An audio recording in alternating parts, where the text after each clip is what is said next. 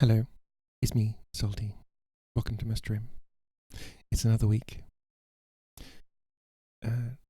So welcome in, and welcome VOD watchers. So I have a bit of a throat infection. Can't seem to get rid of throat infections. Hello, it's me. I'm the problem. Maybe I am. Maybe. I just realised that there's a typo in Mix It Up. Events. Add. Thanks for your patience. Here we go.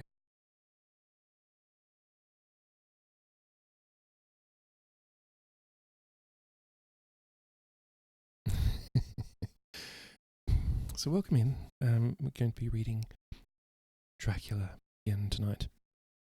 And we're up to the part where the book goes over the log of the Demeter, which is the doomed ship that is pretty obviously transporting Dracula to England.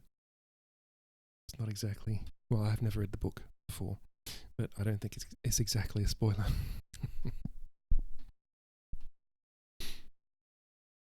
So, first things first.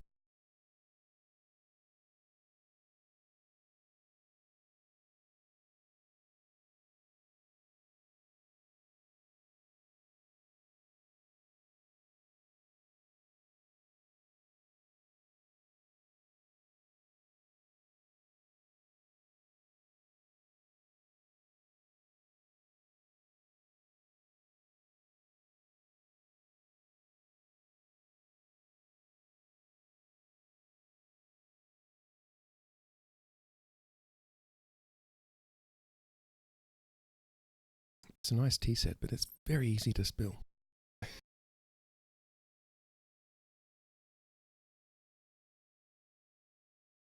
Tight in, yes. I could have put less in, but I forget every time. So, I'm hoping my voice holds out for the stream. If it doesn't, I'll probably, I don't know, play a small game or something. But we'll see how we go. Feeling okay at the moment. I will have to bite the bullet and go see the doctor.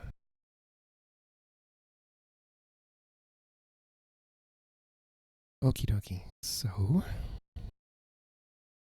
we were halfway through the chapter when they found the log of the Demeter.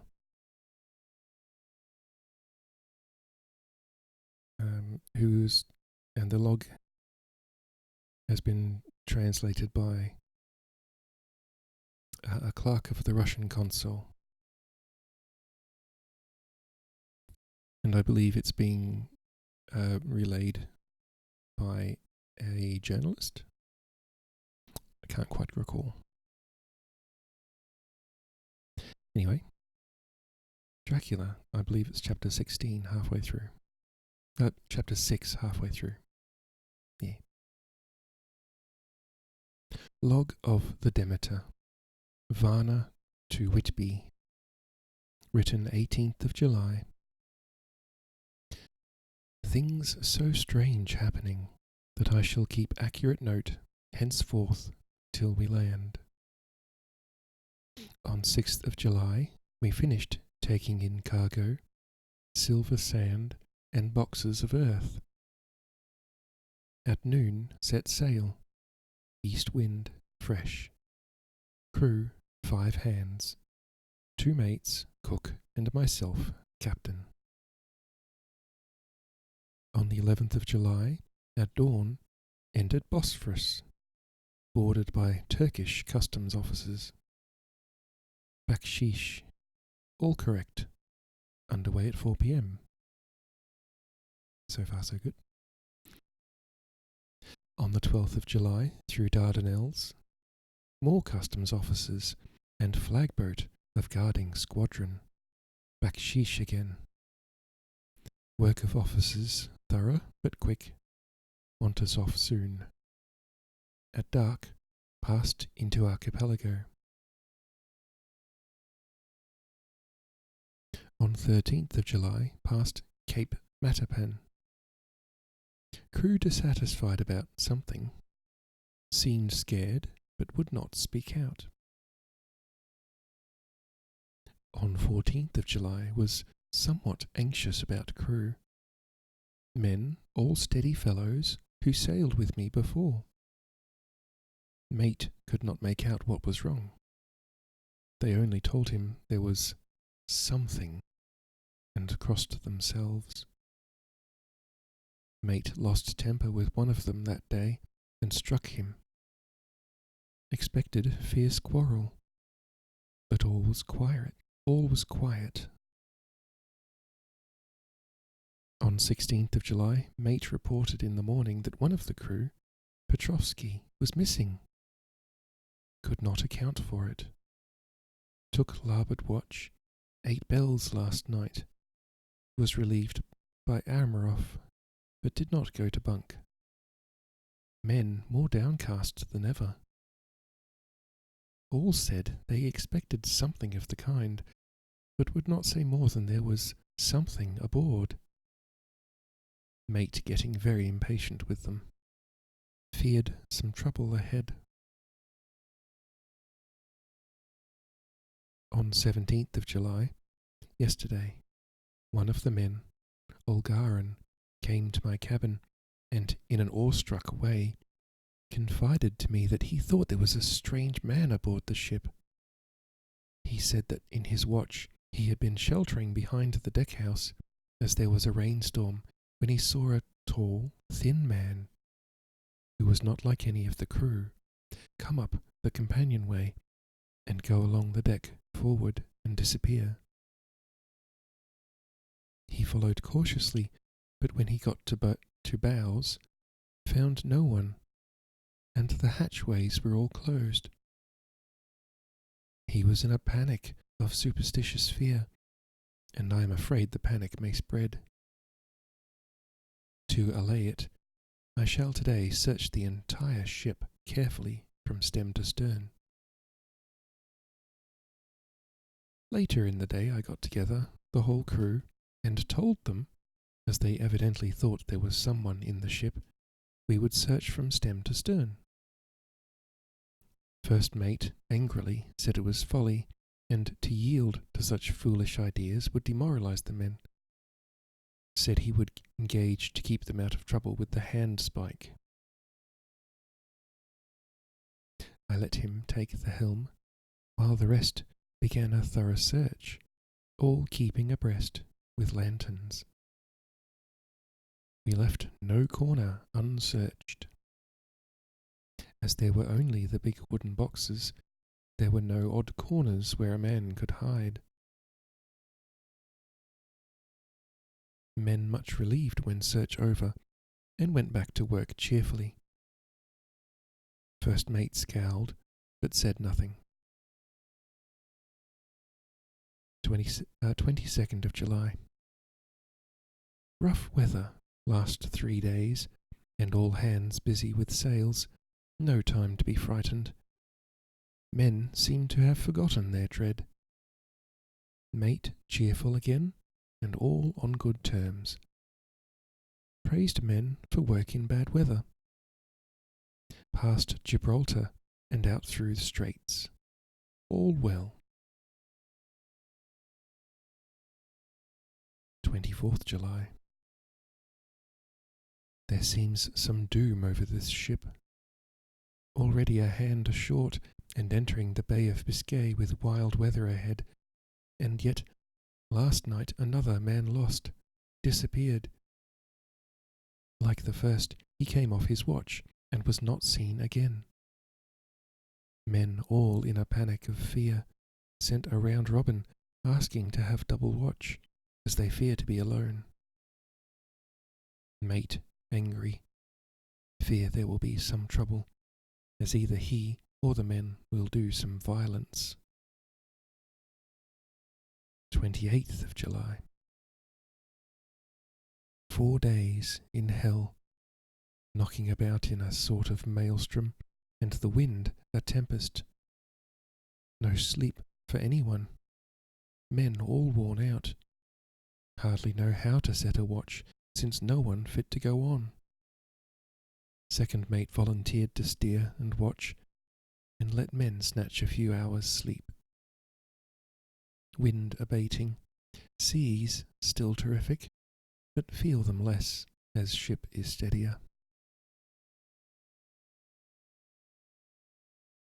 29th of July. Another tragedy. Had single watch tonight as crew, too tired to double. When morning watch came on deck, could find no one except steersman. Raised outcry, and all came on deck. Thorough search, but no one found. Are now without second mate, and crew in a panic. Mate and I agreed to go armed henceforth, and wait for any sign of cause. 30th of July. Last night. Rejoiced we are nearing England. Weather fine, all sails set. Retired worn out, slept soundly, awakened by mate telling me that both man of watch and steersman missing. Only self and mate and 2 hands left to work ship. 1st of August. 2 days of fog, and not a sail sighted. Had hoped, when in English Channel, to be able to signal for help, or get in somewhere. Not having power to work sails, have to run before wind. Dare not lower, as could not raise them again. We seem to be drifting to some terrible doom. Mate now more demoralized than either of men. His stronger nature seems to have worked inwardly against himself. Men are beyond fear, working stolidly and patiently, with minds made up to worst. They are Russian, he Romanian. 2nd of August, midnight. Woke up from few minutes' sleep by hearing a cry, seemingly outside my port. Could see nothing in fog. Rushed on deck and ran against mate. Tells me he heard cry and ran, but no sign of man on watch. One more gone. Lord help us. Mate says we must be past Straits of Dover, as in a moment of fog lifting he saw North Foreland, just as he heard the man cry out. If so, we are now off in the North Sea, and only God can guide us in the fog, which seems to move with us, and God seems to have deserted us. 3rd of August. At midnight I went to relieve the man at the wheel, and when I got to it, found no one there. The wind was steady, and as we ran before it, there was no yawing. I dared not to leave it, so shouted for the mate. After a few seconds he rushed up on deck in his flannels. He looked wild-eyed and haggard, and I greatly fear his reason has given way. He came close to me, and whispered hoarsely with his mouth to my ear, as though fearing the very air might hear. "It is he. I now know it. On the watch last night I saw it, like a man, tall and thin, and ghastly pale. It was in the bows, and looking out. I crept behind it, and gave it my knife, but the knife went through it, empty as air." And as he spoke he took the knife, and drove it savagely into space. Then he went on. "But it is here, and I'll find it. It is in the hold, perhaps in one of those boxes.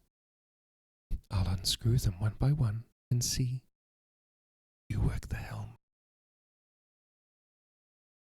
and with a warning look and his finger on his lip, he went below. There was springing up a choppy wind, and I could not leave the helm. I saw him come out on deck again with a tool chest and lantern, and go down the forward hatchway.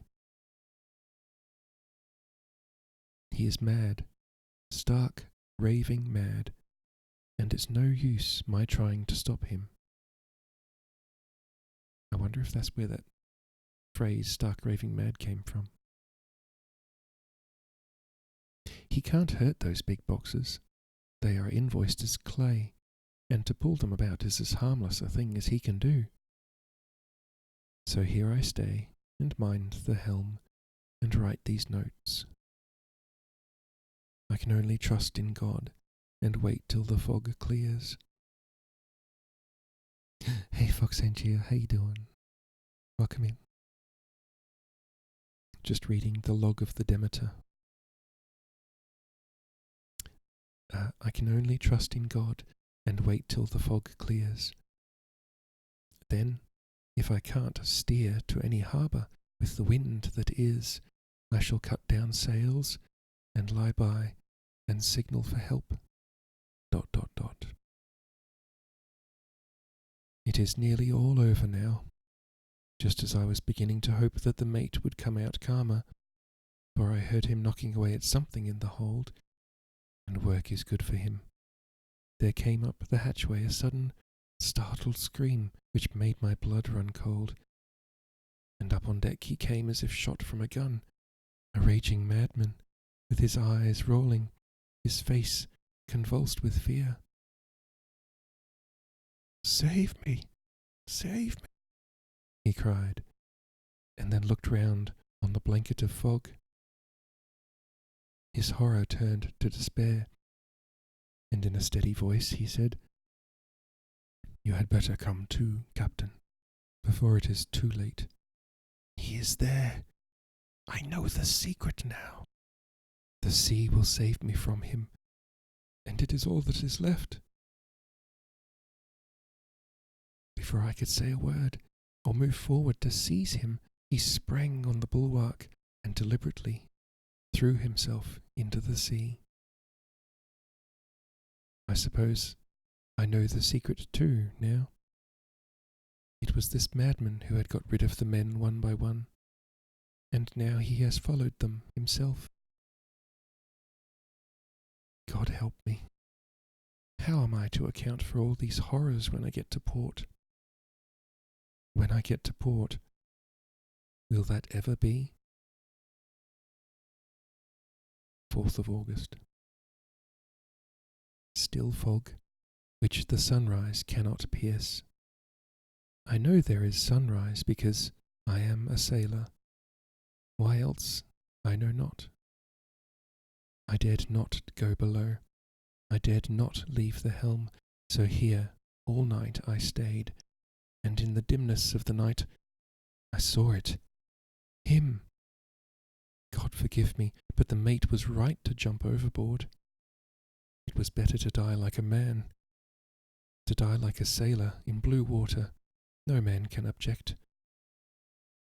But I am captain, and I must not leave my ship.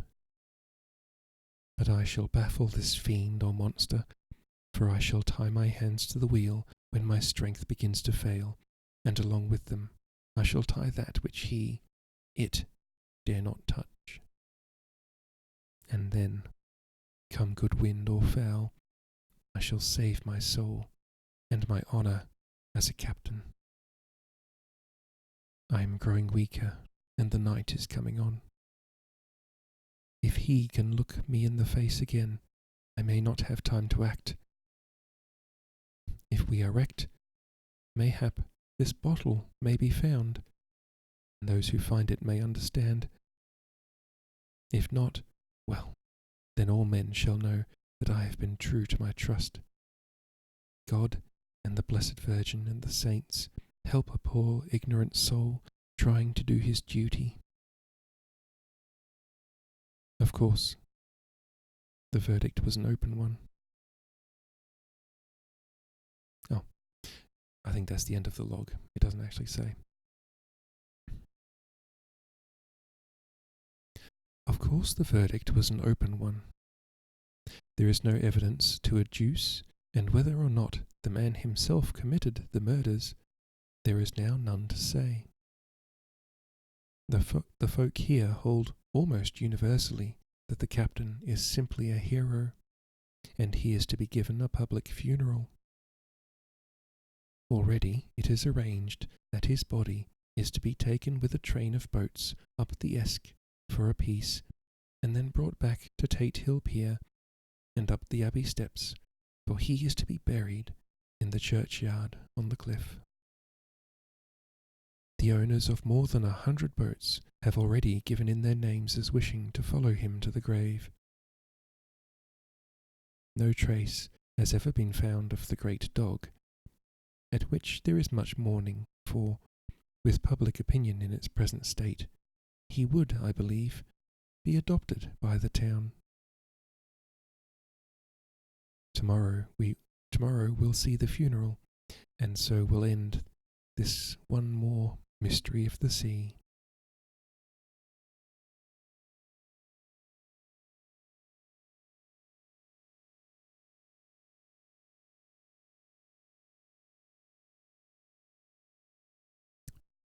Mina Murray's Journal. 8th of August.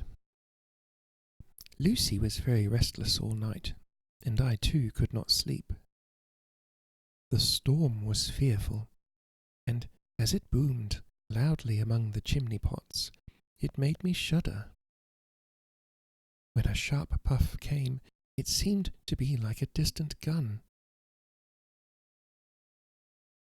Strangely enough, Lucy did not wake, but she got up twice and dressed herself. Fortunately, each time I awoke in time and managed to undress her without waking her, and got her back to bed. It is a very strange thing, this sleep-walking, for as soon as her will is thwarted in any physical way, her intention, if there be any, disappears, and she yields herself almost exactly to the routine of her life. Early in the morning we both got up and went down to the harbour to see if anything had happened in the night. You are my most favourite creation. Sarah, thank you for resubscribing. Also, chat, I fixed the I fixed the pictures and the text now, they work. Ray, is your Prime sub? Thank you. Oh, Sarah, such good news you shared with us in our stream yesterday. I'm so happy for you. Congratulations. So yeah, and I'm glad you're here. Thank you.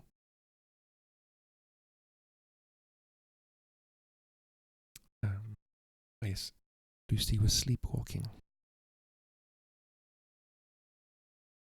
Early in the morning, we both got up and went down to the harbour to see if anything had happened in the night.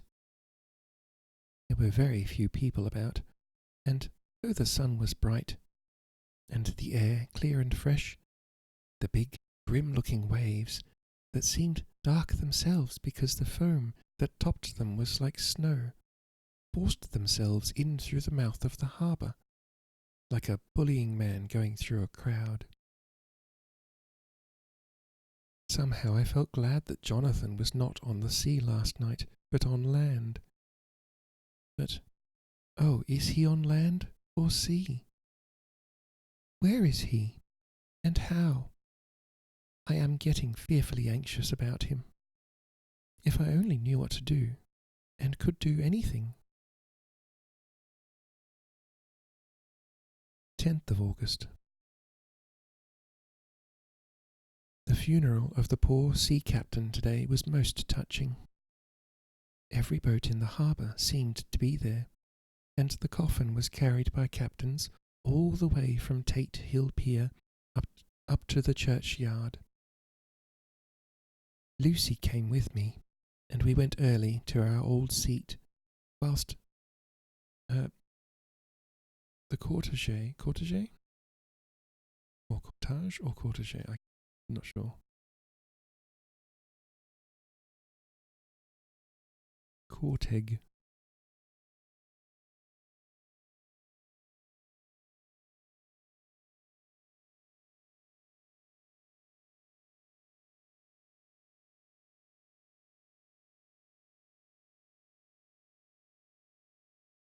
Let's see on YouTube. I want to get this right. You won't be able to hear it, chat, but I will.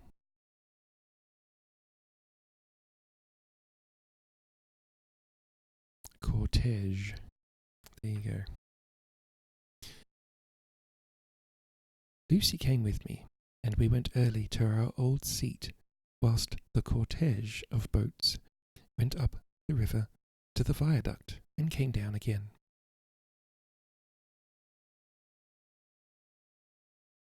We had a lovely view, and saw the procession nearly all the way. The poor fellow was laid to rest near our seat, so that we stood on it when the time came and saw everything. Poor Lucy seemed much upset. She was restless and uneasy all the time, and I cannot but think that her dreaming at night is telling on her. She is quite odd in one thing. She will not admit to me that there is any cause for restlessness, or if there be, she does not understand it herself. There is an additional cause in that poor Mr. Swales was found dead this morning on our seat, his neck being broken. He had evidently, as the doctor said, fallen back in the seat in some sort of fright, for there was a look of fear and horror on his face that the men said made them shudder. Poor dear old man. Lucy is so sweet and sensitive that she feels influences more acutely than other people do. Just now she was quite upset by a little thing which I did not much heed, though I myself am very fond of animals. One of the men who came up here often to look for the boats was followed by his dog. The dog is always with him. They are both quiet persons, and I never saw the man angry, nor heard the dog bark. During the service the dog would not come to its master, who was on the seat with us, but kept a few yards off, barking and howling.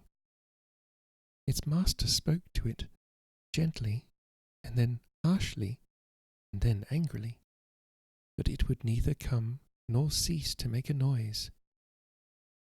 It was in a fury, with its eyes savage, and all its hair bristling out like a cat's tail when puss is on the warpath.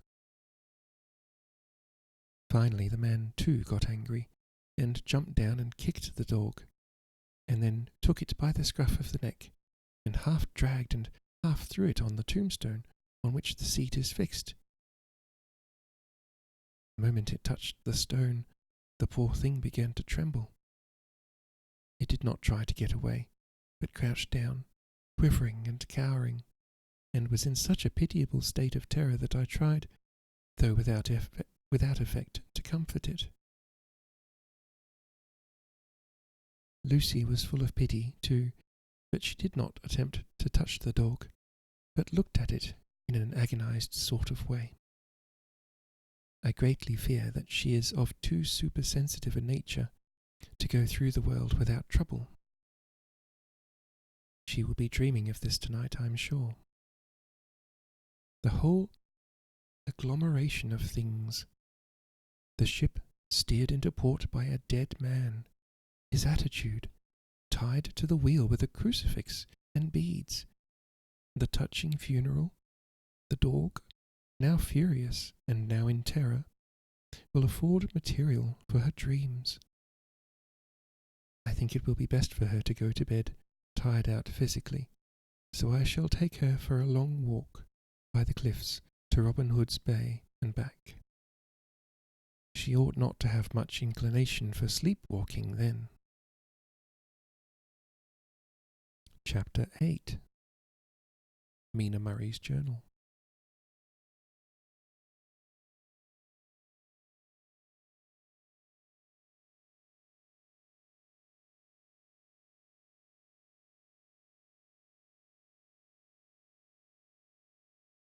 Well, I've never read the book. I do know roughly what Dracula's about, and let me just say, he doesn't waste any time.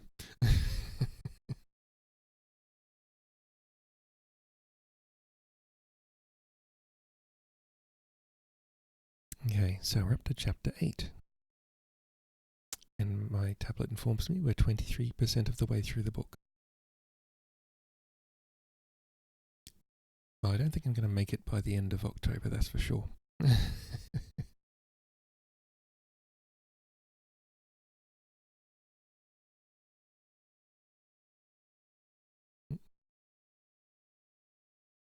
Okay. Chapter 8. Mina Murray's journal. Same day, 11 o'clock p.m. Oh, but I'm tired. If it were not that I had made my diary a duty, I should not open it tonight. We had a lovely walk. Lucy, after a while, was in gay spirits, owing, I think, to some dear cows who came nosing towards us in a field close to the lighthouse and frightened the wits out of us. I like cows. Cows are great. They're like big dogs. I believe we forgot everything, except, of course, personal fear, and it seemed to wipe the slate clean and give us a fresh start. We had a capital severe tea at Robin Hood's Bay in a sweet little old-fashioned inn. Oh, a capital severe tea. At Robin Hood's Bay in a sweet little old-fashioned inn, with a is it bow window or bow window? I think it's bow window. Right over the seaweed-covered rocks of the Strand. I believe we should have shocked the new women with our appetites. Men are more tolerant, bless them. Then we walked home with some, or rather many, stoppages to rest, with our hearts full of a constant dread of wild bulls. Lucy was really tired, and we intended to creep off to bed as soon as we could. The young curate came in, however, and Mrs. Westenra asked him to stay for supper. Lucy and I had both a fight for it with the dusty miller. I know it was a hard fight on my part, and I am quite heroic. I think that some day the bishops must get together and see about breeding up a new class of curates who don't take supper, no matter how hard they may be pressed to, and who will know when girls are tired. So just a quick aside. My mum used to tell me about someone she called the Tea and Biscuit Bandit, and that was the local vicar. Basically, vicars used to pop round to people's houses unexpectedly, and of course they're the vicar, so you give them tea and biscuits. And I believe that's what's happened here. For some reason, the local curate has taken it upon himself to, I don't know, pay them a night visit for some reason.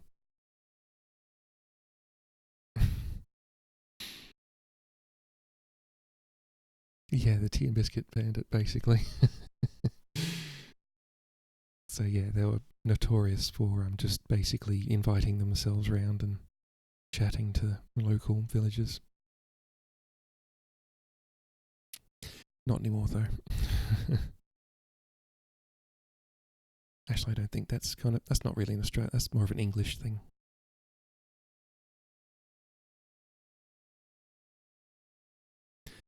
Where are you at? Yes. Lucy is asleep and breathing softly. She has more colour in her cheeks than usual, and looks oh so sweet. If Mr. Holmwood fell in love with her, seeing her only in the drawing room. I wonder what he would say if he saw her now. Some of the new women writers will some day start an idea that men and women should be allowed to see each other asleep before proposing or accepting. But I suppose the new women won't condescend in future to accept. She will do the proposing herself. And a nice job she will make of it too. There's some consolation in that. I'm so happy tonight because dear Lucy seems better. I really believe she has turned the corner and that we are over her troubles with dreaming. I should be quite happy. I should be quite happy if I only knew if Jonathan... God bless and keep him. 11th of August. Diary again. No sleep now, so I may as well write. I am too agitated to sleep. We have had such an adventure, such an agonizing experience. I fell asleep as soon as I had closed my diary. Suddenly, I became broad awake and sat up with a horrible sense of fear upon me and some feeling of emptiness around me. The room was dark, so I could not see Lucy's bed. I stole across and felt for her. The bed was empty. I lit a match and found she was not in the room. The door was shut. The door was shut. The door was shut, but not locked, as I had left it. I feared to wake her mother, who has been more than usually ill lately, so threw on some clothes and got ready to look for her. As I was leaving the room, it struck me that the clothes she wore might give me some clue to her dreaming intention. Dressing gown would mean house, dress outside. Dressing gown and dress were both in their places. Thank God, I said to myself, she cannot be far, as she is only in her nightdress. I ran downstairs and looked in the sitting room. Not there. Then I looked in all the other rooms of the house, with an ever-growing fear chilling my heart. Finally, I came to the hall door and found it open. It was not wide open, but the catch of the lock had not caught. The people of the house are careful to lock the door every night, so I feared that Lucy must have gone out as she was. There was no time to think of what might happen. A vague, overmastering fear obscured all details. I took a big, heavy shawl and ran out.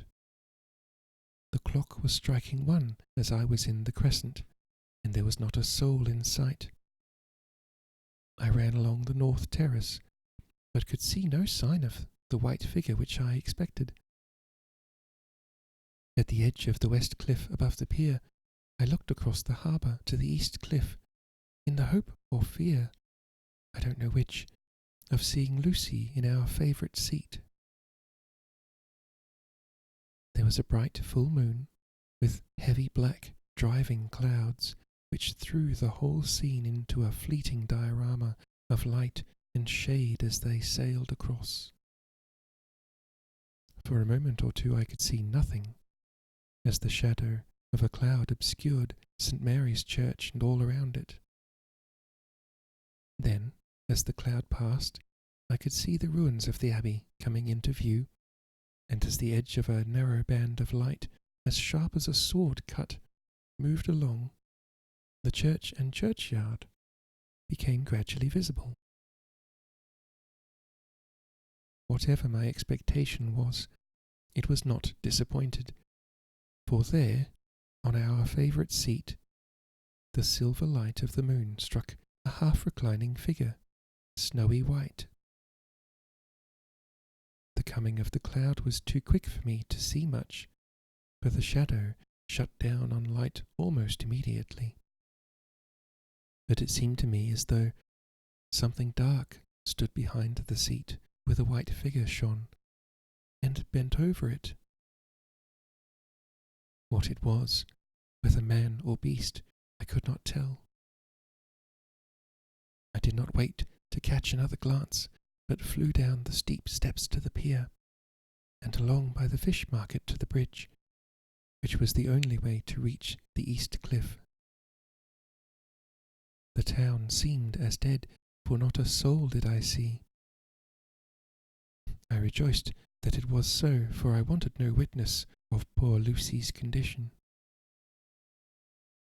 The time and distance seemed endless, and my knees trembled and my breath came laboured as I toiled up the endless steps to the abbey.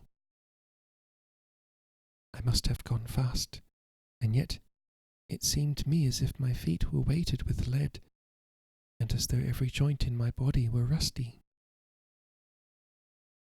When I got almost to the top, I could see the seat and the white figure, for I was now close enough to distinguish it, even through the spells of shadow. There was undoubtedly something, long and black, bending over the half-reclining white figure. I called in fright, "Lucy! Lucy!"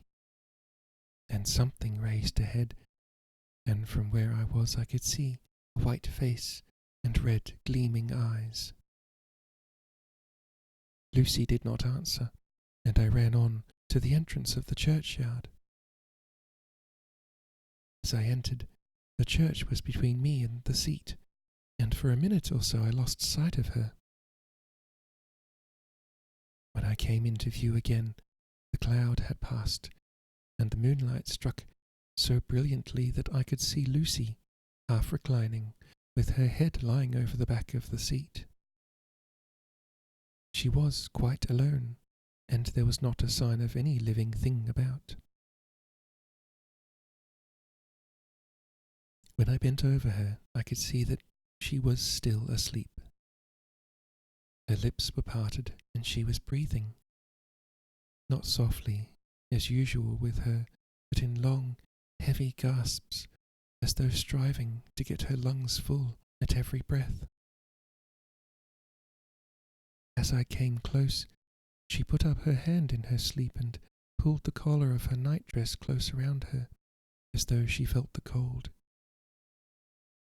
I flung the warm shawl over her, and drew the edges tight round her neck, for I dreaded lest she should get some deadly chill from the night air, unclad as she was. I feared to wake her all at once, so, in order to have my hands free to help her, I fastened the shawl at her throat with a big safety pin. But I must have been clumsy in my anxiety and pinched or pricked her with it, for by and by, when her breathing became quieter, she put her hand to her throat again and moaned. When I had her carefully wrapped up, I put my shoes on her feet and then began very gently to wake her. At first she did not respond, but gradually she became more and more uneasy in her sleep, moaning and sighing occasionally. At last, as time was passing fast, and for many other reasons, I wished to get her home at once. I shook her forcibly, till, finally, she opened her eyes and awoke. She did not seem surprised to see me, as, of course, she did not realize all at once where she was. Lucy always wakes prettily, and even at such a time, when her body must have been chilled with cold, and her mind somewhat appalled at waking unclad in a churchyard at night, she did not lose her grace. She trembled a little and clung to me. When I told her to come at once with me home, she rose without a word, with the obedience of a child. As we passed along, the gravel hurt my feet, and Lucy noticed me wince. She stopped and waited. She stopped and wanted to insist upon my taking my shoes, but I would not. However, when we got to the pathway outside the churchyard, where there was a puddle of water remaining from the storm, I daubed my feet with mud, using each foot in turn on the other, so that as we went home, no one, in case we should meet anyone, should notice my bare feet.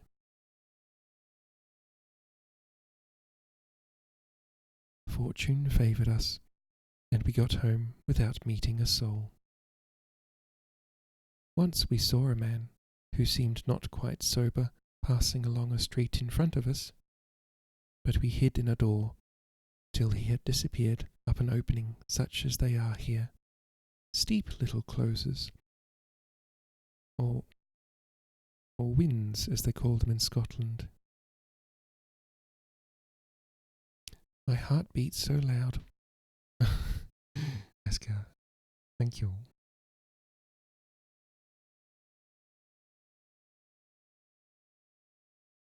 Welcome in. My heart beat so loud all the time, sometimes I thought I should faint. I was filled with anxiety about Lucy, not only for her health, lest she should suffer from the exposure, but for her reputation, in case the story should get wind. When we got in, and had washed our feet, and had said a prayer of thankfulness together, I tucked her into bed. Before falling asleep, she asked, even implored, me not to say a word to anyone, even her mother, about her sleepwalking adventure. I hesitated at first to promise, but on thinking of the state of her mother's health, and how the knowledge of such a thing would fret her, and think too of how such a story might become distorted, nay, infallibly would, in case it should leak out, I thought it wiser to do so. I hope I did it right. I have locked the door, and the key is tied to my wrist, so perhaps I shall not again be disturbed. Lucy is sleeping soundly. The reflex of the dawn is high and far over the sea.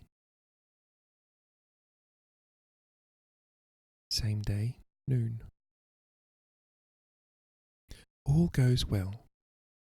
Lucy slept till I woke her, and seemed not to have even changed her side. The adventure of the night does not seem to have harmed her. On the contrary, it has benefited her, for she looks better this morning than she has done for weeks. I was sorry to notice that my clumsiness with the safety pin hurt her. Indeed, it might have been serious, for the skin of her throat was pierced. I must have pinched up a piece of loose skin and have transfixed it, for there are 2 little red points, like pin pricks, and on the band of her nightdress was a drop of blood. When I apologized and was concerned about it, she laughed and petted me, and said she did not even feel it. Fortunately, it cannot leave a scar, as it is so tiny. Same day, night.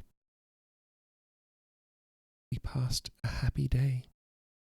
The air was clear, and the sun bright, and there was a cool breeze. We took our lunch to Mulgrave Woods, Mrs. Westenra driving by the road, and Lucy and I walking by the cliff path, and joining her at the gate. I felt a little sad myself, for I could not but feel how absolutely happy it would have been had Jonathan been with me. But there, I must only be patient. In the evening we strolled in the casino terrace and heard some good music by Spohr and Mackenzie, and went to bed early. Lucy seems more restful than she has been for some time, and fell asleep at once. I shall lock the door and secure the key the same as before, though I do not expect any trouble tonight. 12th of August. My expectations were wrong, for twice during the night I was wakened by Lucy trying to get out.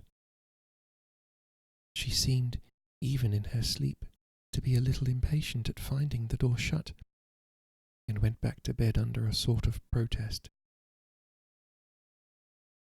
I woke with the dawn and heard the birds chirping outside the window. Lucy woke too, and I was glad to see was even better than on the previous morning. All her old gaiety of manner seemed to have come back, and she came back and snuggled in beside me, and told me all about Arthur. I told her how anxious I was about Jonathan, and then she tried to comfort me. Well, she succeeded somewhat, for though sympathy can't alter facts, it can make them more bearable.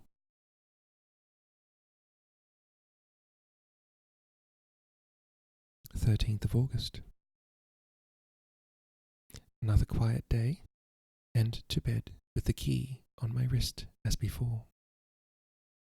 Again I awoke in the night and found Lucy sitting up in bed, still asleep, pointing to the window.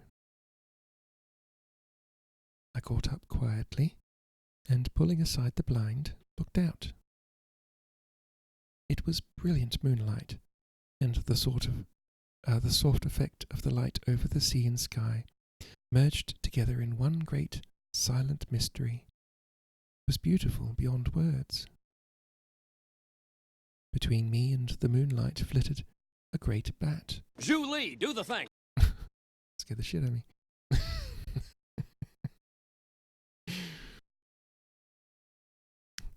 I'll read this bit.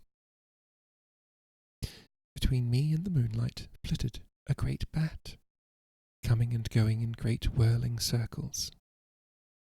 Once or twice it came quite close, but was, I suppose, frightened at seeing me, and flitted away across the harbour towards the abbey. When I came back from the window, Lucy had lain down again, and was sleeping peacefully. She did not stir again all night. Stretch time.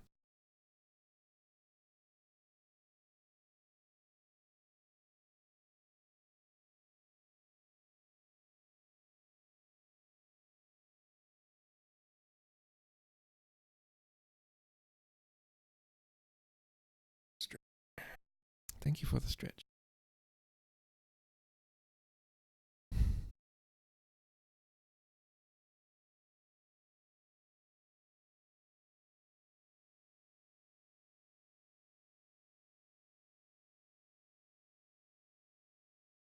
My nose is itchy tonight. Don't know why. Big stretch. Yeah, big stretch. It's good stretch there. I recommend it, Chad, if you can stretch right now. It's good.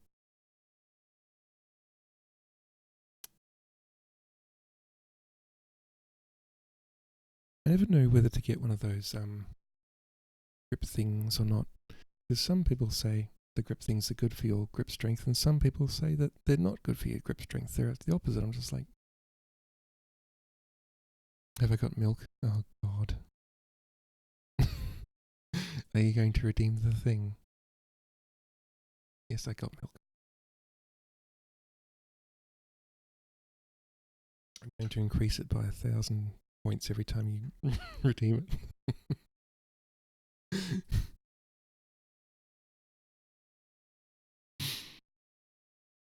Also, I'd just like to point out again that I fixed the at least I think I fixed Oh wait, no, I didn't do shout out. Oh no, I didn't do shout out.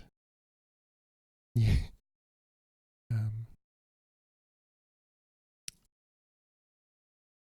While we're in this little break. Okay, what I can do. See, Mix It Up had an update recently, my bot, and it broke all of the HTML stuff that I'd set up. But on the good note is that it's exposed a lot more programming to us, so we can do more fancy things with it. But yeah, the bad side of that was it broke everything.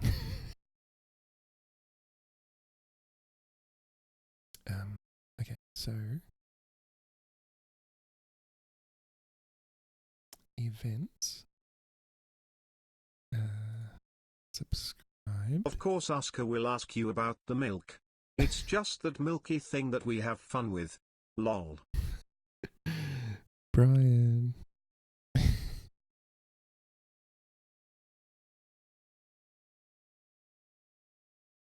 Wait, what?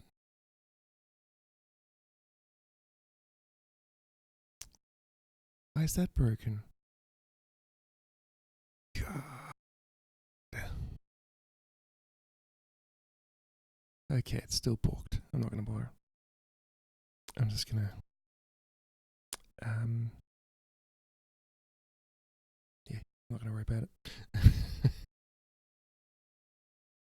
I'll have to... I think I saved the wrong one.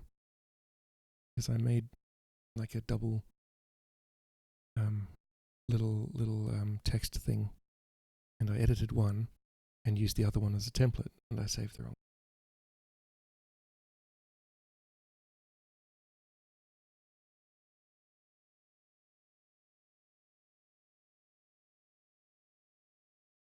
Anyway, so yes, I do have milk. Ooh.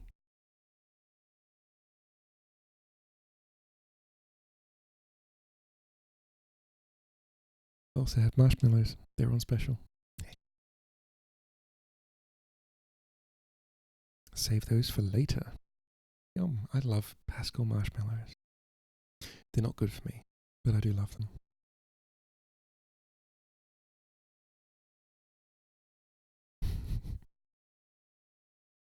Game of Fluffy Bunny one day. Oh yeah, I've seen a couple of streamers do that. I think Ali was one of them. I can't remember whether it's Fluffy Bunny or Chubby Bunny. Either way. Stuff a lot of marshmallows in your mouth and say like Fluffy Bunny or something like that. I'm not sure what the point of the game is though. Like, do you just like bet like if you can do over a certain amount or something? Or the F is harder to say, thus is funnier.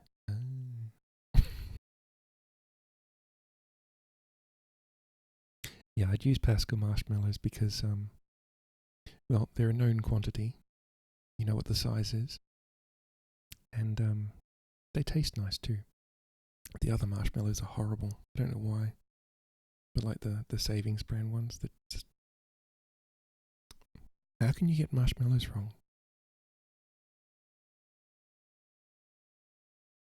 So am I going to keep reading? Or are you just waiting to do milk to interrupt me?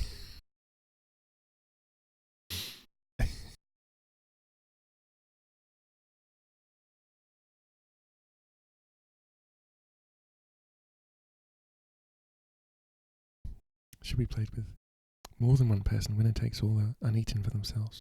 You won't redeem it for tonight? Okay. Surprise me.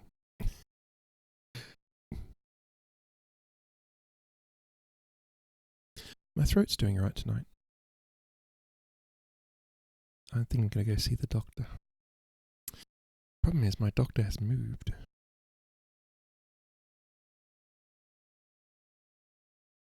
Like, my doctor used to be like 10 minutes away. Now he's half an hour away. In a different practice. I'm just like...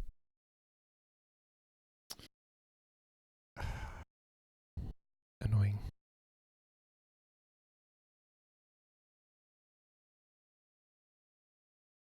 Okay. So, the great bat came and went, and Lucy laid down back to sleep again. 14th of August. On the East Cliff, reading and writing all day. Lucy seems to have become as much in love with the spot as I am, and it is hard to get her away from it when it is time to come home for lunch or tea or dinner. This afternoon she made a funny remark. We were coming home for dinner and had to come to the top of the steps up from the West Pier and stopped to look at the view, as we generally do. The setting sun, low down in the sky, was just dropping behind Kettle Ness. The red light was thrown over on the east cliff and the old abbey, and seemed to bathe everything in a beautiful rosy glow. We were silent for a while, and suddenly Lucy murmured, as if to herself, "His red eyes again, they are just the same." It was such an odd expression, coming apropos of nothing, that it quite startled me. I slewed round a little, so as to see Lucy well without seeming to stare at her, and saw that she was in a half-dreamy state, with an odd look on her face that I could not quite make out. So I said nothing, but followed her eyes. She appeared to be looking out over at our own seat, whereon was a dark figure seated alone. I was quite a little startled myself, for it seemed for an instant as if the stranger had great eyes like burning flames, but a second look dispelled the illusion. The red sunlight was shining on the windows of St. Mary's Church behind our seat, and as the sun dipped there was just sufficient change in the refraction and reflection to make it appear as if the light moved. I called Lucy's attention to the peculiar effect, and she became herself with a start, but she looked sad all the same. It may have been that she was thinking of that terrible night up there. We never refer to it, so I said nothing, and we went home to dinner. Lucy had a headache and went early to bed. I saw her asleep, and went out for a little stroll myself. I walked along the cliffs to the westward, and was full of sweet sadness, for I was thinking of Jonathan. When coming home, it was then bright moonlight, so bright that though the front of our part of the crescent was in shadow, everything could be well seen. I threw a glance up at our window, and saw Lucy's head leaning out. I opened my handkerchief and waved it. She did not notice or make any movement whatever. Just then the moonlight crept round an angle of the building, and the light fell on the window. There distinctly was Lucy with her head lying up against the side of the window-sill, and her eyes shut. She was fast asleep, and by her, seated on the window-sill, was something that looked like a good-sized bird. I was afraid she might get a chill, so I ran upstairs, but as I came into the room she was moving back to her bed, fast asleep and breathing heavily. She was holding her hand to her throat as though to protect it from the cold. I did not wake her, but tucked her up warmly. I have taken care that the door is locked and window securely fastened. She looks so sweet as she sleeps, but she is paler than is her wont, and there is a drawn, haggard look under her eyes, which I do not like. I fear she is fretting about something. I wish I could find out what it is. 15th of August. Rose later than usual. Lucy was languid and tired and slept on after we had been called. We had a happy surprise at breakfast. Arthur's father is better and wants the marriage to come off soon. Lucy is full of quiet joy, and her mother is glad and sorry at once. Later on in the day she told me the cause. She is grieved to lose Lucy as her very own, but she is rejoiced that she is soon to have someone to protect her. Poor dear, poor sweet lady. Soon.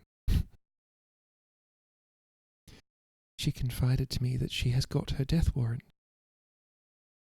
She has not told Lucy, and made me promise secrecy. Her doctor told her that within a few months at most she must die, for her heart is weakening. At any time, even now, a sudden shock would be almost sure to kill her. We were wise to keep from her the affair of the dreadful night of Lucy's sleepwalking.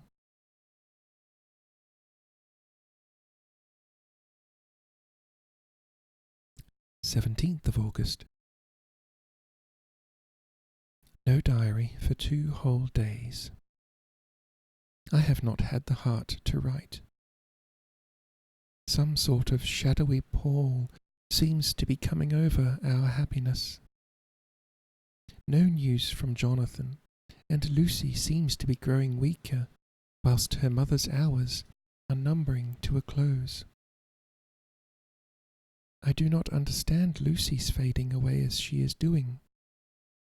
She eats well and sleeps well, and enjoys the fresh air, but all the time the roses in her cheeks are fading, and she gets weaker and more languid day by day.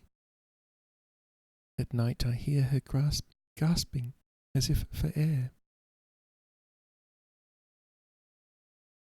I keep the key of our door always fastened to my wrist at night, but she gets up and walks about the room and sits at the open window. Last night I found her leaning out when I woke up, and when I tried to wake her I could not. She was in a faint. When I managed to restore her, she was weak as water, and cried silently between long, painful struggles for breath. When I asked her how she came to be at the window, she shook her head and turned away. I trust her feeling ill may not be from that unlucky prick of the safety pin. I looked at her throat just now as she lay asleep, and the tiny wounds seem not to have healed. They are still open, and if anything larger than before, and the edges of them are faintly white. They are like little white dots with red centres. Unless they heal within a day or 2, I shall insist on the doctor seeing about them.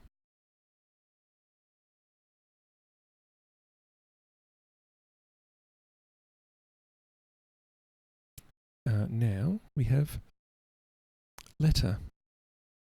Samuel F. Billington and Son, Solicitors, Whitby, to Messrs. Carter, Patterson and Co., London. So I think this is the solicitors. Were these Jonathan Harker's solicitors or not? I can't remember. I don't think they were. Anyway, we'll find out. So, a letter now. 17th of August. Dear Sirs, herewith please receive invoice of goods sent by Great Northern Railway. Great Northern Railway. Same are to be delivered at Carfax, near Purfleet, immediately on receipt at Goods Station, King's Cross. The house is at present empty, but enclosed please find keys, all of which are labelled. You will please deposit the boxes, 50 in number, which form the consignment, in the partially ruined building, forming part of the house marked A on rough diagrams enclosed. Your agent will easily recognize the locality, as it is the ancient chapel of the mansion. We know what's in the boxes, don't we, chat? The goods leave by the train at 9:30 tonight, and will be due at King's Cross at 4:30 tomorrow afternoon. As our client wishes the delivery made as soon as possible, we shall be obliged by having your teams ready at King's Cross at the time named, and forthwith conveying the goods to destination. Gwyneth Paltrow said, not the garlic. It's the soil that Dracula is having delivered to London. The soil that was on the ship, the Demeter. In order to obviate any delays possible through any routine requirements as to payment in your departments, we enclose cheque herewith for £10, £10 whole pounds, receipt of which please acknowledge. Oh, I haven't seen that film in a long time, Asker. Honestly, I can't even remember what it's about. Should the charge be less than this amount, you can return the balance. If greater, we shall at once send cheque for difference on hearing from you. You are to leave the keys on coming away in the main hall of the house, where the proprietor may get them on his entering the house by means of his duplicate key.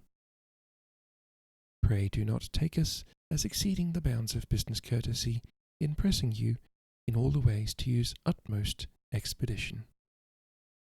We are, dear sirs, faithfully yours, Samuel F. Billington and Son.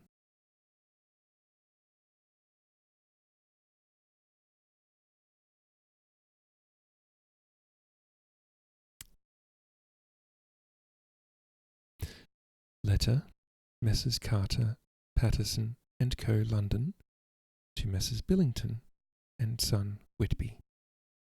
The return letter. £10. That was this was written in 1897. Yeah. £10 for shipping all those boxes. 21st of August. Dear sirs, we beg to acknowledge £10 received, and to return cheque of £1, 17 shillings, 9. What's D? I don't know what D is. Is that... It must be P, unless the currency was slightly different back then. Amount of overplus as shown in receipted account herewith. Pence, yeah, it says D, but I think it means P.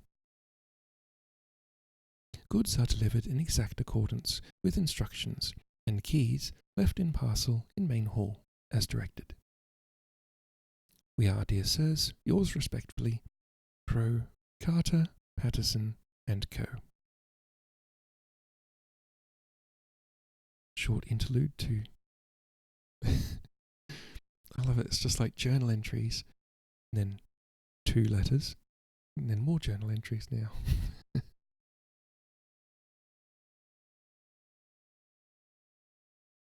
Mina Murray's journal. 18th of August. So we're going back before these letters. So before the delivery of these boxes. I am happy today, and right, sitting on the seat in the churchyard. Lucy is ever so much better. Last night she slept well all night, and did not disturb me once.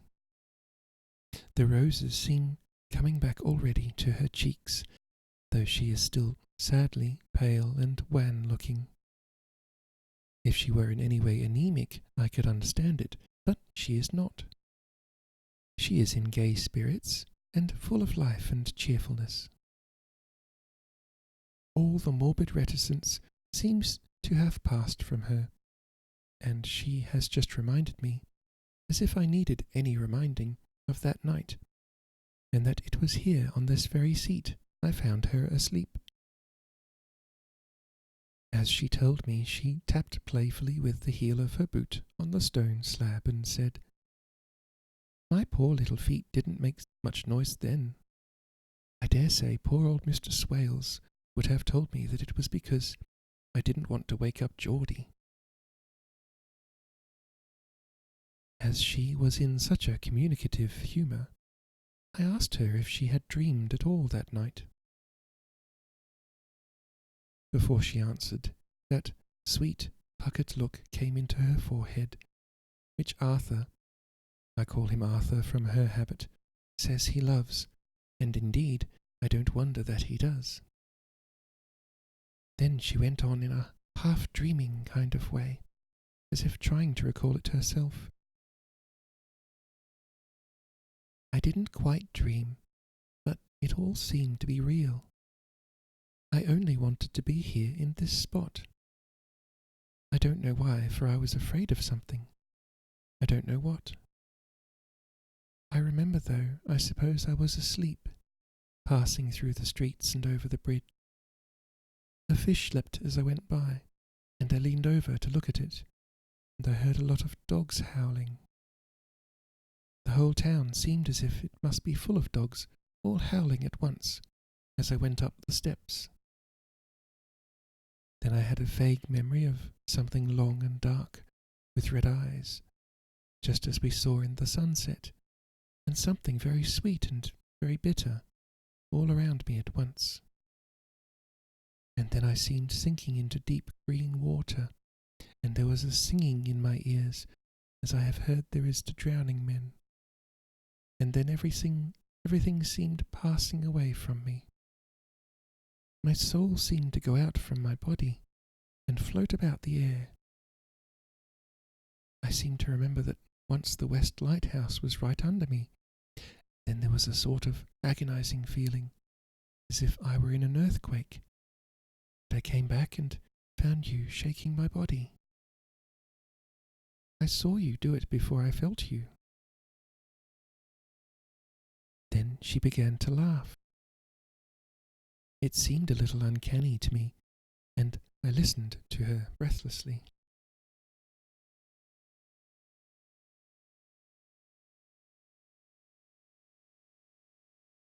I did not quite like it, and thought it better not to keep her mind on the subject, so we drifted on to another subject, and Lucy was like her old self again.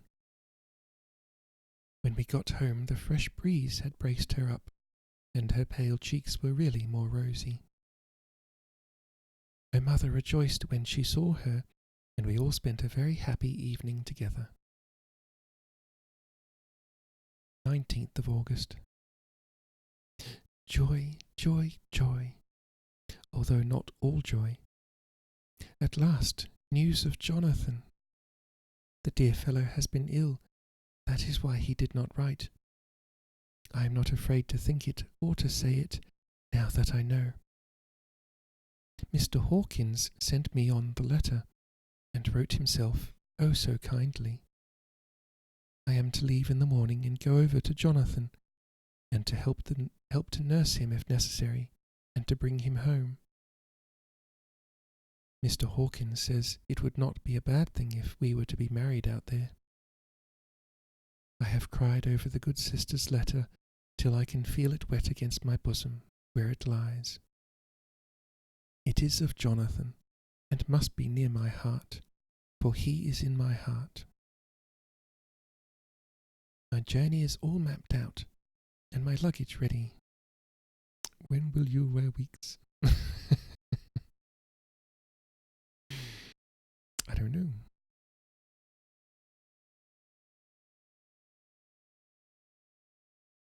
I don't think we've got that enabled. I'll play it at the end. Will you wear wigs? When will you wear wigs? Would you buy wigs? I have 2 wigs actually. They're cheap and shitty.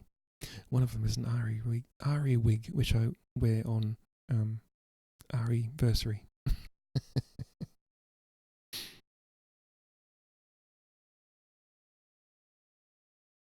My journey is all mapped out and my luggage ready. I am only taking one change of dress. Lucy will bring my trunk to London and keep it till I send for it may be that I must write no more. I must keep it to say to Jonathan, my husband, the letter that he has seen and touched must comfort me till we meet.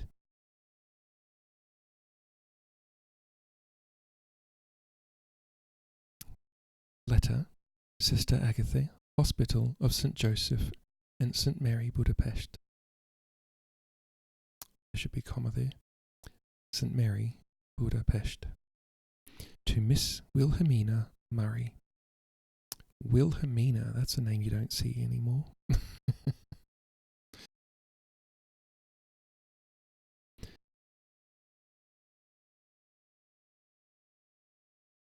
Dear Madam, I write by desire of Mr. Jonathan Harker, who is himself not strong enough to write, though progressing well, thanks to God and St. Joseph and St. Mary. He has been under our care for nearly 6 weeks, suffering from a violent brain fever. He wishes me to convey his love and to say that by this post I write for him to Mr. Peter Hawkins, Exeter, to say, with his dutiful respects, that he is sorry for his delay, and that all of his work is completed. He will require some few weeks' rest in our sanatorium in the hills, but will then return. He wishes me to say that he has not sufficient money with him, and that he would like to pay for his staying here, so that others who need shall not be wanting for help.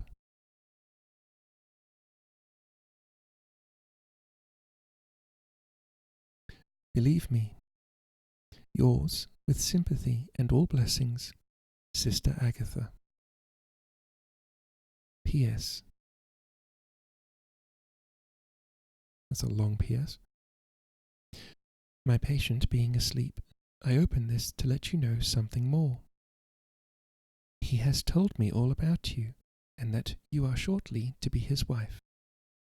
All blessings to you both. He has had some fearful shock, so says our doctor, and in his delirium his ravings have been dreadful, of wolves and poison and blood, of ghosts and demons, and I fear to say what. Be careful of him always, that there may be nothing to excite him of this kind for a long time to come. The traces of such an illness as his do not lightly die away. We should have written long ago, but we knew nothing of his friends, and there was nothing on him, nothing that anyone could understand. He came in the train from Klausenburg, and the guard was told by the station master there that he rushed into the station, shouting for a ticket for home. Seeing from his violent demeanour that he was English, they gave him a ticket for the furthest station on the way thither that the train reached. Be assured that he is well cared for. He has won all hearts by his sweetness and gentleness. He is truly getting on well, and I have no doubt will in a few weeks be all himself. But be careful of him for safety's sake. There are, I pray God and St. Joseph and St. Mary, many, many happy years for you both.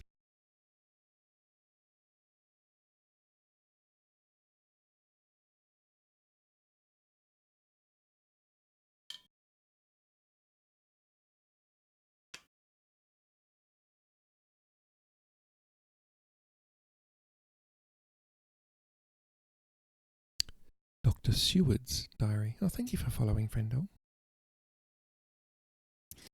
Dr. Seward's diary.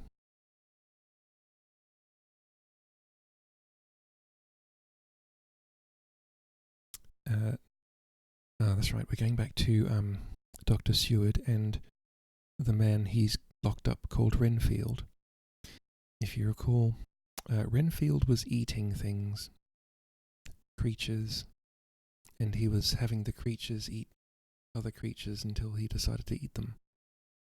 Like he caught flies, and then the flies were eaten by, I think, lizards, and then the lizards were eaten by cats. He'd write a diary to help me remember past events. I forget to write. I know exactly that feeling, Asker. Yes, master.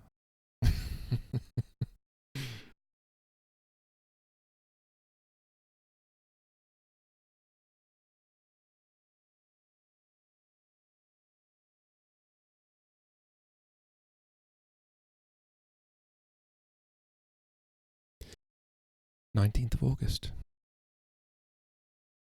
Strange and sudden change in Renfield last night.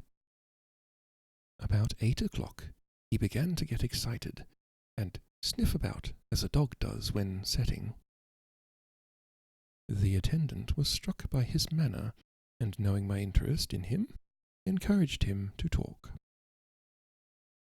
He is usually respectful to the attendant.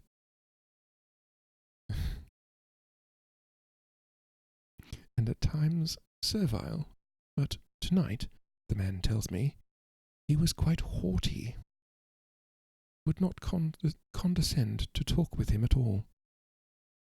All he would say was, "I don't want to talk to you. You don't count now. The master is at hand." The attendant thinks it is some sudden form of religious mania which has seized him. If so, we must look out for squalls, for a strong man with homicidal and religious mania at once might be dangerous. The combination is a dreadful one. At 9 o'clock, I visited him myself. His attitude to me was the same as that to the attendant. In his sublime self-feeling, the difference between myself and the attendant seemed to him as nothing. It looks like religious mania, and he will soon think that he himself is God. These infinitesimal distinctions between man and man are too paltry for an omnipotent being. How these madmen gives themselves away. The real God taketh heed lest a sparrow fall, but the God created from human vanity sees no difference between an eagle and a sparrow. Oh, if only men knew.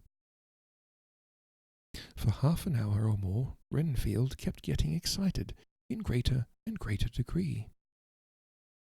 I did not pretend to be watching him, but I kept strict observation all the time. All at once, that shifty look came into his eyes, which we always see when a madman has seized an idea, and with it the shifty movement of the head and back, which asylum attendants come to know so well. He became quite quiet and went and sat on the edge of his bed resignedly, and looked into space with lacklustre eyes. I thought I would find out if his apathy were real or only assumed, and tried to lead him to talk of his pets, a theme which had never failed to excite his attention. At first he made no reply, but at length said, testily, "Bother them all. I don't care a pin about them." "What?" I said. "You don't mean to tell me you don't care about spiders?"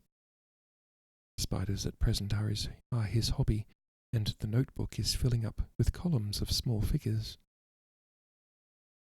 To this he answered enigmatically, "The bride maidens rejoice the eyes that wait the coming of the bride. But when the bride draweth nigh, then the maidens shine not to the eyes that are filled." he would not explain himself, but remained obstinately seated on his bed all the time I remained with him. I am weary tonight, and low in spirits. I'm going to remember that phrase, low in spirits and high in spirit. Someone asked me in chat, I'm going to be like, I'm high in spirits. I cannot but think of Lucy, and how different things might have been. If I don't sleep at once, chloral, the modern Morpheus, I must be careful not to let it grow into a habit. Taking the drugs. I shall take none tonight. I have thought of Lucy, and I shall not dishonour her by mixing the two. If need be, tonight shall be sleepless. Later. Glad I made the resolution, gladder that I kept to it. I had lain tossing about, and had heard the clock strike only twice, when the night watchman came to see me, sent up from the ward to say that Renfield had escaped. I threw on my clothes and ran down at once. My patient is too dangerous a person to be roaming about. Those ideas of his might work out dangerously with strangers. The attendant was waiting for me. He said he had seen him not 10 minutes before, seemingly asleep in his bed, when he had looked through the observation trap in the door. His attention was called by the sound of the window being wrenched out. He ran back and saw his feet disappear through the window, and had at once sent up for me. He was only in his night gear, and cannot be far off. The attendant thought it would be more useful to watch where he should go than to follow him, as he might lose sight of him whilst getting out of the building by the door. He is a bulky man, and couldn't get through the window. I am thin, so, with his aid, I got out, but feet foremost, and as we were only a few feet above ground, landed unhurt. The attendant told me the patient had gone to the left, and had taken a straight line, so I ran as quickly as I could. As I got through the belt of trees, I saw a white figure scale the high wall, which separates our grounds from those of the deserted house. I ran back at once, told the watchman to get 3 or 4 men immediately and follow me into the grounds of Carfax, in case our friend might be dangerous. Carfax chat. The property that Dracula bought, if you recall. Thank you for following, friendo. I got a ladder myself and, crossing the wall, dropped down on the other side. I could see Renfield's figure just disappearing behind the angle of the house, so I ran after him. On the far side of the house I found him, pressed close against the old iron-bound oak door of the chapel.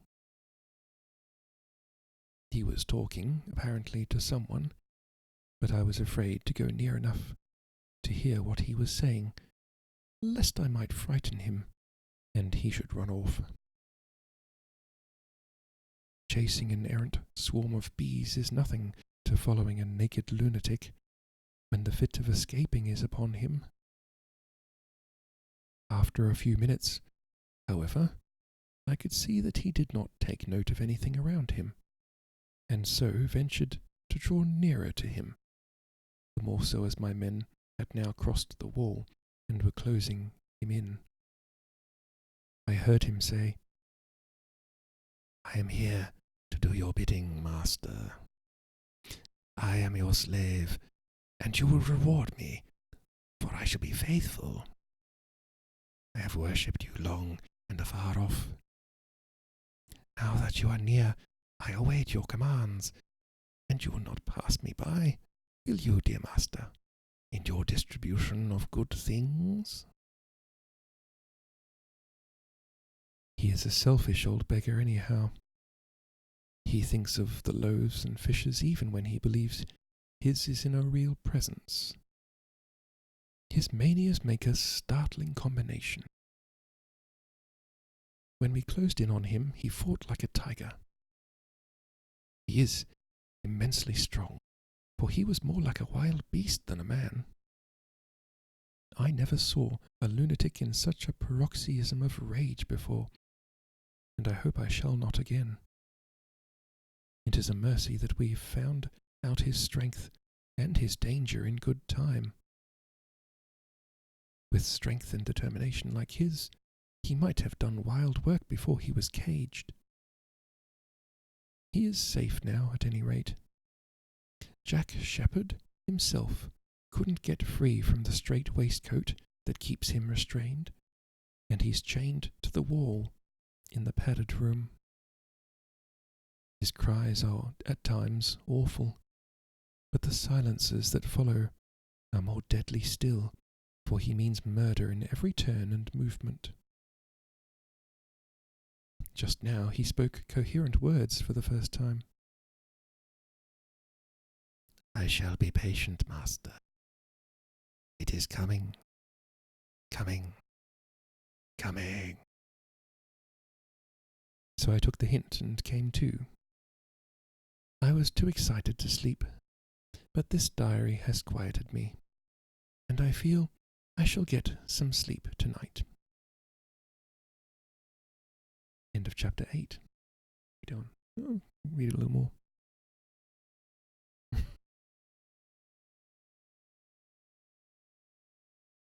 Thank you for the follows.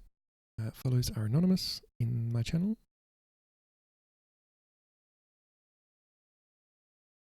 I've still got the lurk friendly tag on. Lurker friendly, yes, good.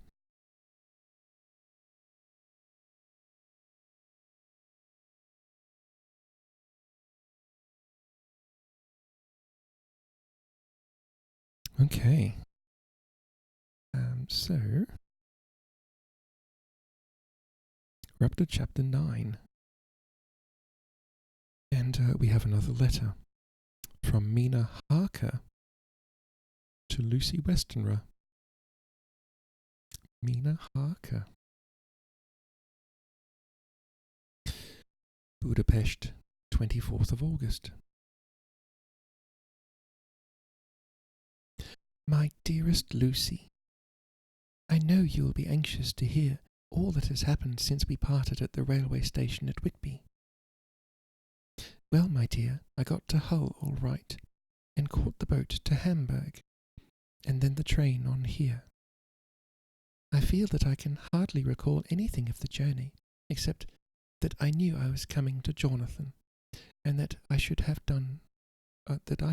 to do some nursing. I had better get all the sleep I could. I found my dear one, oh, so thin and pale, and weak-looking. All the resolution has gone out of his dear eyes, and that quiet dignity which I told you was in his face has vanished. He is only a wreck of himself, and he does not remember anything that has happened to him for a long time past. At least, he wants me to believe so, and I shall never ask.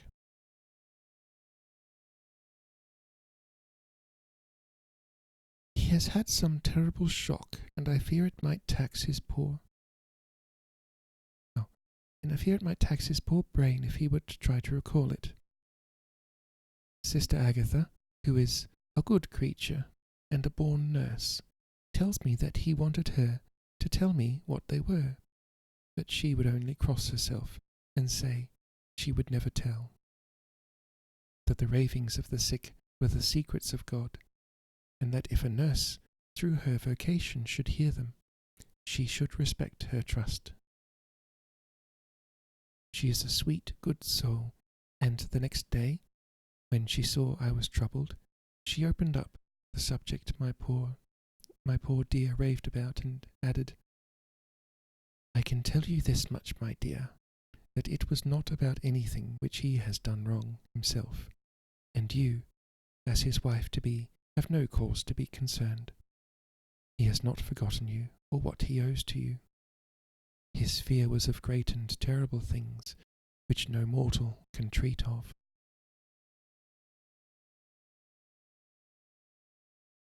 I do believe the dear soul thought I might be jealous, lest my poor dear should have fallen in love with any other girl. The idea of my being jealous about Jonathan! And yet, my dear, let me whisper, I felt a thrill of joy through me when I knew that no other woman was the cause for trouble. I am now sitting by his bedside, where I can see his face while he sleeps. He is waking. When he woke, he asked me for his coat, as he wanted to get something from the pocket. I asked Sister Agatha, and she brought all his things. I saw amongst them was his notebook, and was going to ask him to let me look at it, for I knew that I might find some clue to his trouble. But I suppose he must have seen my wish in his eyes, for he sent me over to the window, saying he wanted to be quite alone for a moment. Then he called me back, and he said to me, very solemnly, "Wilhelmina." I knew then that he was in deadly earnest, for he has never called me by that name since he asked me to marry him.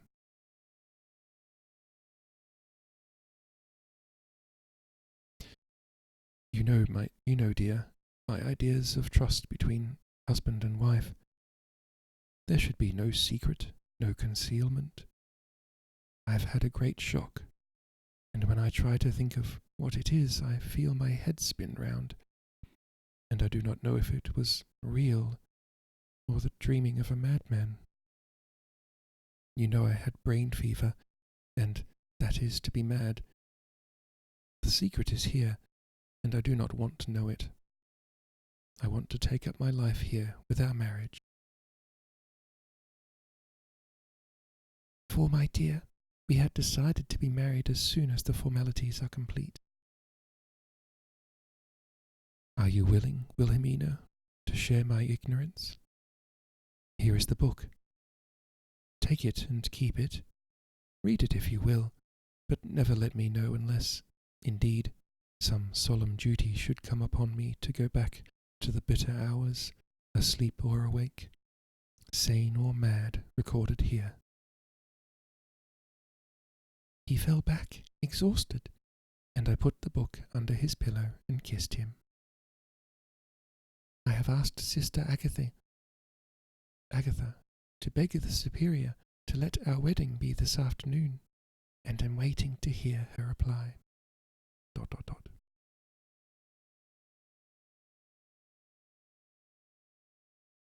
She has come and told me that the chaplain of the English Mission Church has been sent for. We are to be married in an hour, or as soon after as Jonathan awakes. Lucy, the time has come and gone. I feel very solemn, but very, very happy. Jonathan woke a little after the hour, and all was ready, and he sat up in bed, propped up with pillows. He answered his "I will" firmly and strong. I could hardly speak. My heart was so full that even those words seemed to choke me. The dear sisters were so kind. Please God, I shall never, never forget them, nor the grave and sweet responsibilities I have taken upon me. I must tell you of my wedding present. When the chaplain and the sisters had left me alone with my husband, oh, Lucy, it is the first time I have written the words, my husband. Left me alone with my husband, I took the book from under his pillow, and wrapped it up in a white paper, and tied it with a little bit of pale blue ribbon, which was round my neck, and sealed it over the knot with sealing wax, and for my seal I used my wedding ring. Then I kissed it, and showed it to my husband, and told him that I would keep it so, and then it would be an outward and visible sign for us all our lives that we trusted each other, that I would never open it unless it were for his own dear sake, or for the sake of some stern duty. Then he took my hands in his, and, oh, Lucy, it was the first time he took his wife's hands, and said that it was the dearest thing in all the wide world, and that he would go through all the past again to win it if need be. The poor dear meant to have said a part of the past, but he cannot think of time yet, and I shall not wonder if at first he mixes up not only the month but the year.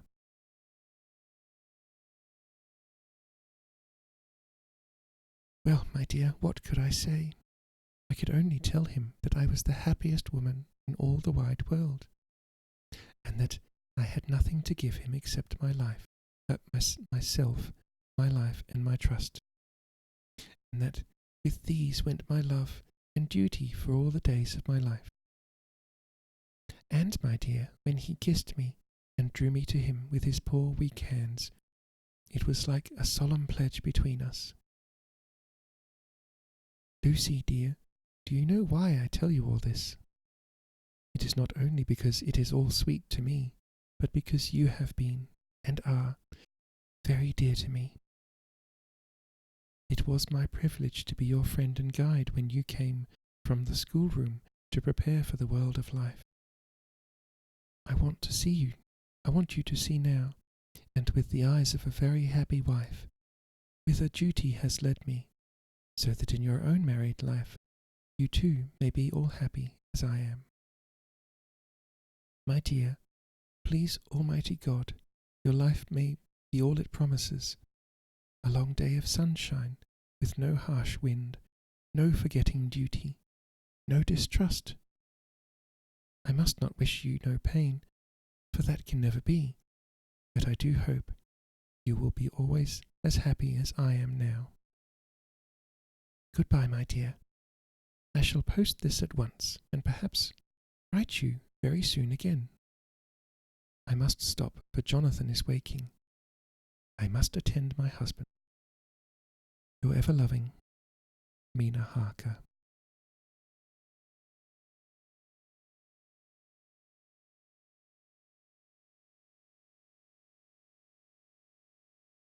Letter Lucy Westenra to Mina Harker. Whitby, 30th of August. My dearest Mina, oceans of love and millions of kisses, and may you soon be in your own home with your husband. I wish you were coming home soon enough to stay with us here. The strong air would soon restore Jonathan. It has quite restored me. I have an appetite like a cormorant, am full of life and sleep well. You'll be glad to know that I have quite given up walking in my sleep. I think I have not stirred out of my bed for a week. That is when I once got into it at night. Arthur says I'm getting fat. By the way, I forgot to tell you that Arthur is here. We have such walks and drives and rides and rowing and tennis and fishing together, and I love him more than ever. He tells me that he loves me more, but I doubt that, for at first he told me that he couldn't love me more than he did then. But this is nonsense. There he is calling to me. So no more just at present, from your loving Lucy. P.S. Mother sends her love. She seems better, poor dear. P.P.S. We are to be married on 28th of September.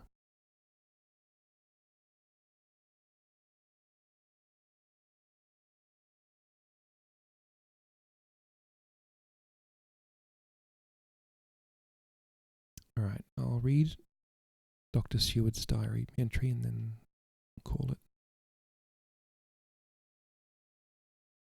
So another 10 minutes. Dr. Seward's diary, 20th of August. The case of Renfield grows even more interesting.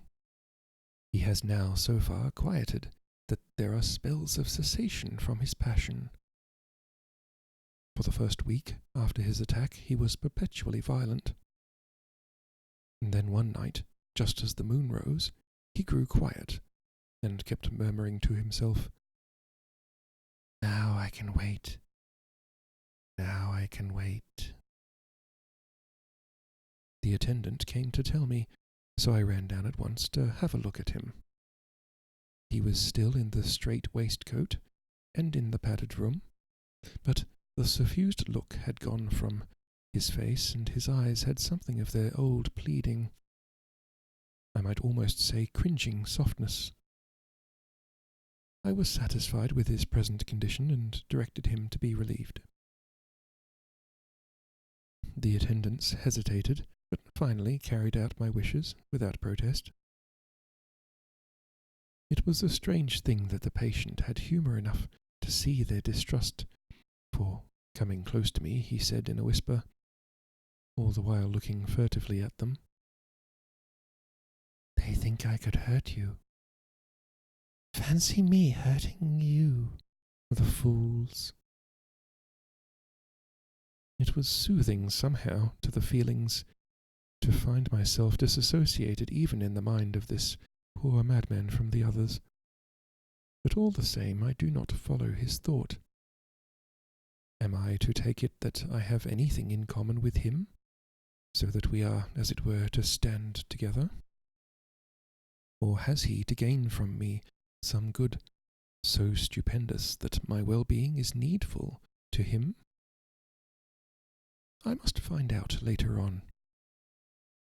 Tonight he will not speak. Even the offer of a kitten, or even a full-grown cat, will not tempt him.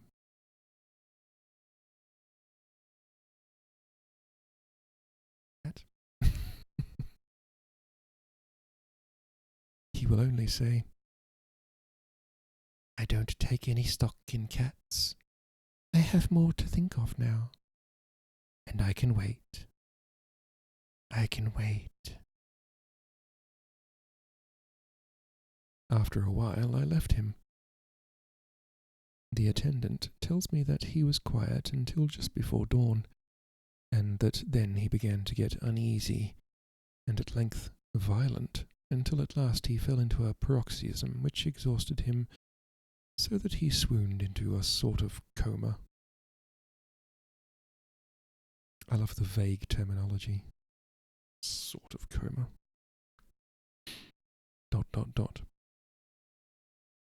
3 nights has the same thing happened, violent all day, then quiet from moonrise to sunrise. I wish I could get some clue to the cause. It would almost seem as if there was some influence which came and went. Happy thought. We shall tonight play sane wits against mad ones. He escaped before without our help. Tonight he shall escape with it. We shall give him a chance, and have the men ready to follow in case they are required. 23rd of August.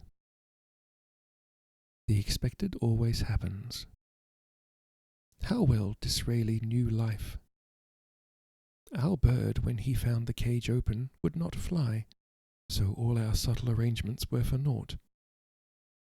At any rate, we have proved one thing, that the spells of quietness last a reasonable time.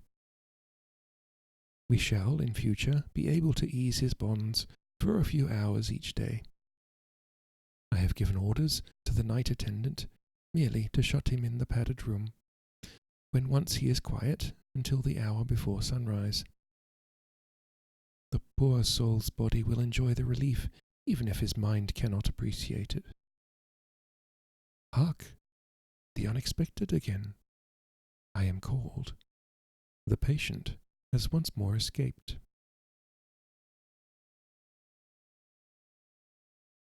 Later.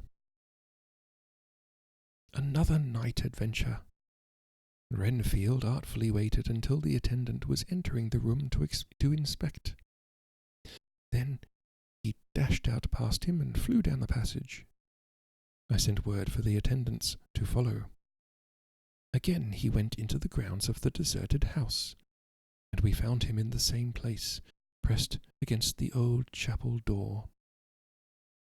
When he saw me, he became furious, and had not the attendants seized him in time, he would have tried to kill me. As we were holding him, a strange thing happened. He suddenly redoubled his efforts, and then, as suddenly, grew calm. I looked round instinctively, but could see nothing. Then I caught the patient's eye and followed it, but could trace nothing as it looked into the moonlit sky, except a big bat, which was flapping its silent and ghostly way to the west. Bats usually wheel about, but this one seemed to go straight on, as if it knew where it was bound for, or had some intention of its own. That's not true. I see bats flying straight all the time. The patient grew calmer every instant, and presently said, "You needn't tie me. I shall go quietly." Without trouble, we came back to the house. I feel there is something ominous in his calm, and shall not forget this night. Dum dum dum. Alright, that's bang on 2 hours. And I think I shall leave it there for tonight.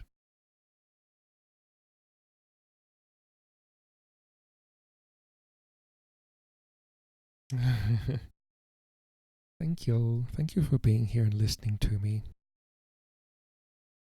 I would read to the void, but folks being here listening to me makes it a lot more pleasant. Well, thank you. Thank you for being here. Okay, so what is going on? Gift sub expired. Oh, I got a gift sub. And I got another gift sub. Random gift subs. Milk time. I might drink milk anyway. Thank you, Sarah. Thank you for being here.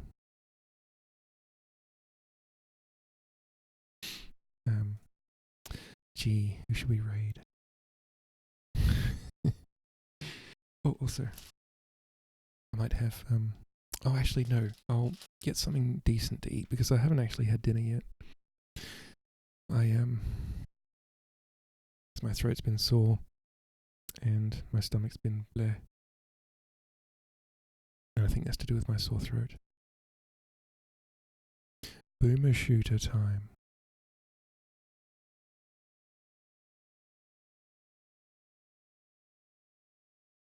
Or we could raid Melvi. See if I can. I could see if I could raid Melvi and like pounce. I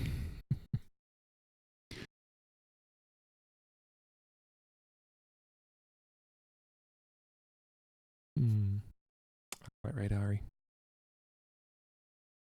Okay, friendos, if you want to.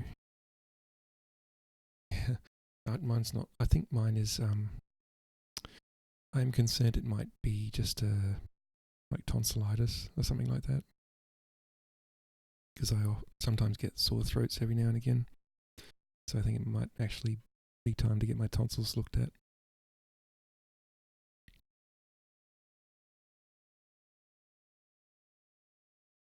I think we'll raid Ari. If you want to go and I won't give her a shout out, but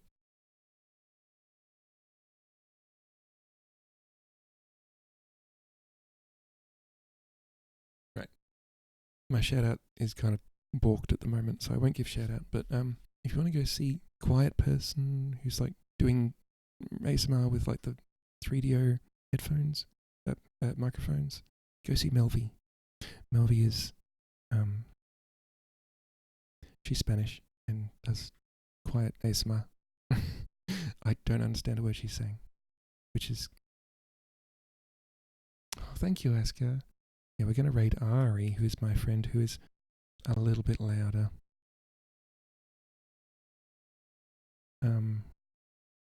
Yeah, so fair warning.